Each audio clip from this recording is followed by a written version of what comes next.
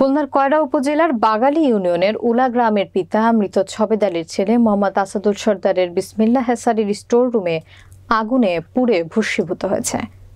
বিস্তারিত থাকছে কয়রা উপজেলা প্রতিনিধি শাহিদুল ইসলামের পাঠানো প্রতিবেদনে। বুধবার ভোর 4টায় স্থানীয়রা আসাদুল ইসলামের বিসমিল্লাহ হ্যাচারিতে আগুন জ্বলতে দেখতে পেয়ে গ্রামের লোকজন নেভাতে সক্ষম হয়। স্থানীয়রা জানায়, হ্যাচারির মালিক আসাদুল সরদার জমি সংক্রান্ত মামলায় মঙ্গলবার আদালতে হাজিরা দিতে গিয়ে আটক হয়। হ্যাচারির জমির বিরোধ রয়েছে, তারা প্রায় এই হ্যাচারির জমি দখলের জন্য বিভিন্নভাবে নির্যাতন করে।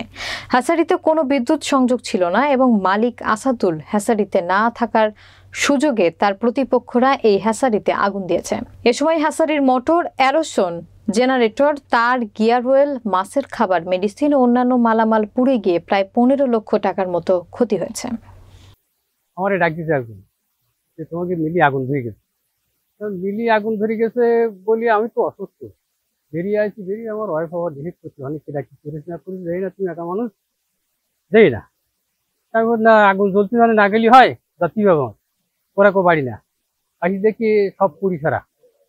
লোকজন আসে, রাস্তার লোকজন ধরে না, না না সব বাইরের লোকজন ওই রিজানে আসে।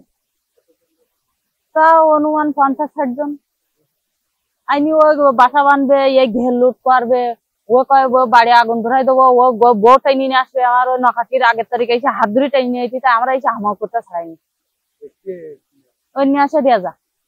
হ্যাঁ, ভয়টা না থেকে কালকে রাত্রে এই ঘর পোড়াই দিচ্ছে। আমি ওই জায়গাতে আমার বউ ফোন দিচ্ছে, কোথেকে হয় বাড়ি আগুন ধরে গিয়ে।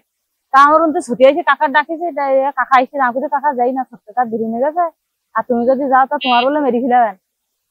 ও সবসময় লোকজন এসে এরা আক্রমণ করে। এই তিনবার এসে জায়গায় বাসা বাঁধছি, ওরকম ছোট্ট কাকার আটকাবে, আটকাই ও লোকজন এসে গেট দখল করবে, বাসা আগুন ধরাই দেবে, ঘরের মেয়ে ছেলে বিলি টাই নিয়ে বের করবে, ওই নিয়ে আসে ওই দিয়ে যা।